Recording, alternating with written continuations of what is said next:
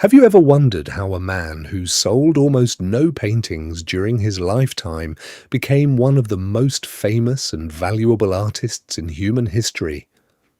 This is the extraordinary, heartbreaking, and deeply inspiring story of Vincent van Gogh, a man whose life was filled with passion, loneliness, love, pain, and genius. Today, his paintings are worth tens of millions, even hundreds of millions of dollars, and his art hangs in the world's greatest museums. Yet Vincent himself lived much of his life in poverty, emotional struggle, and obscurity. Let's start the story. Vincent Willem van Gogh was born on March the 30th, 1853, in the small village of Zundert in the Netherlands. He was born into a quiet, religious family. His father, Theodorus van Gogh, was a Protestant minister, and his mother, Anna Cornelia, loved art and nature. Vincent grew up surrounded by fields, trees, simple country life, and the beauty of rural landscapes, images that would later deeply influence his paintings. But Vincent's childhood was not entirely easy. He was serious, sensitive, and often emotionally intense. Unlike many children, he was thoughtful and quiet, sometimes preferring solitude over social life. He loved nature deeply. The colors of fields, the shapes of clouds, the movement of birds. Even as a boy, he saw the world differently. Vincent had several siblings, but one relationship would become the most important of his life, his bond with his younger brother, Theo van Gogh. Theo was more than a brother.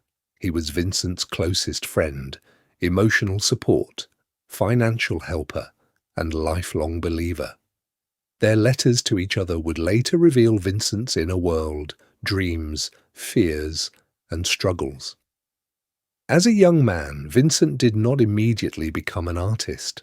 At 16, he began working for an art dealership called Goupil & Cie, where he was exposed to paintings, prints, and the international art world. He worked in The Hague, London, and Paris.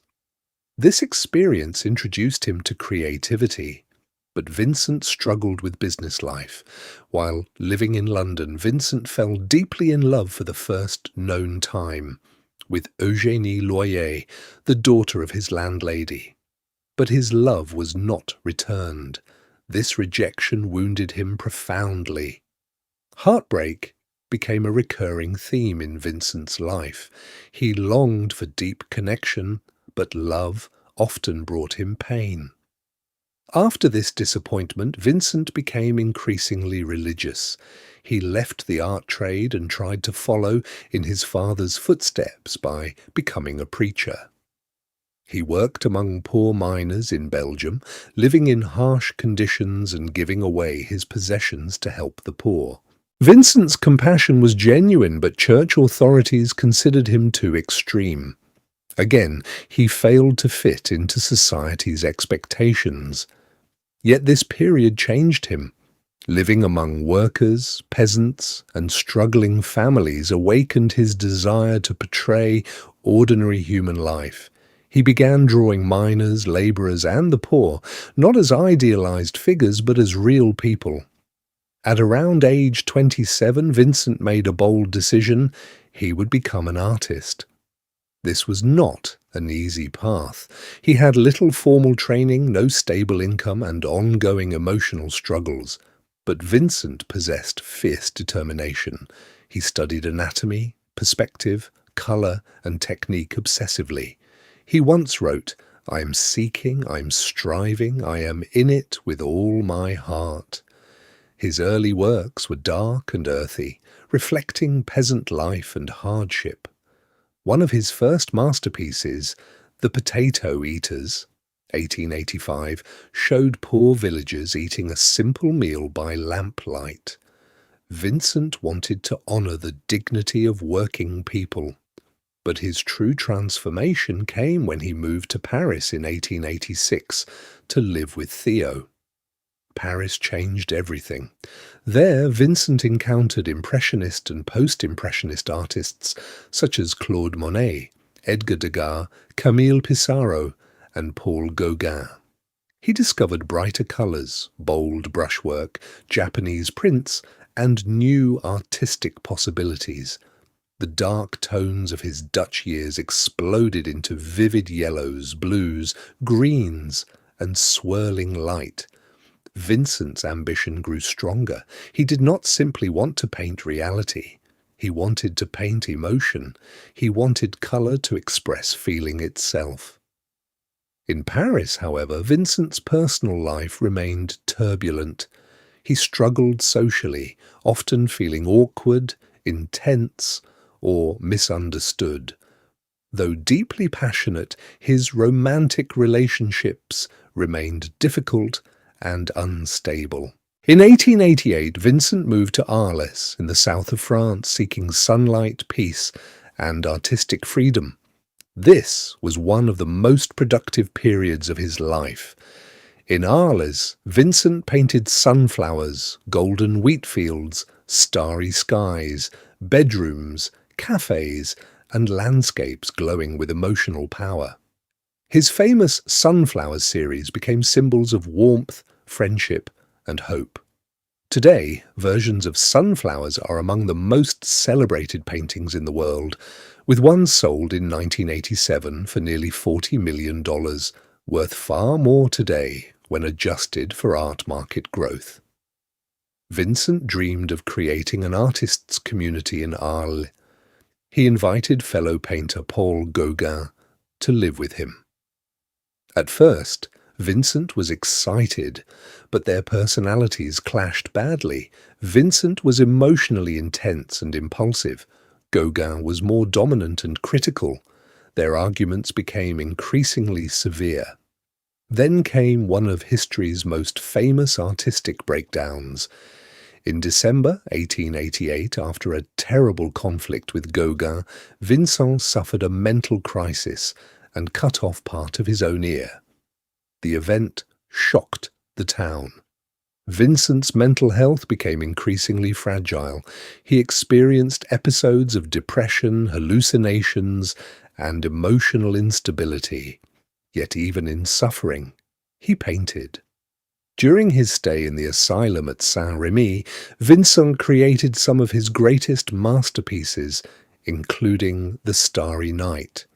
With its swirling heavens, glowing stars, and dreamlike movement, The Starry Night became one of the most recognized paintings in human history. Though it has never been sold publicly because it is housed at the Museum of Modern Art in New York, experts consider it essentially priceless, likely worth hundreds of millions of dollars.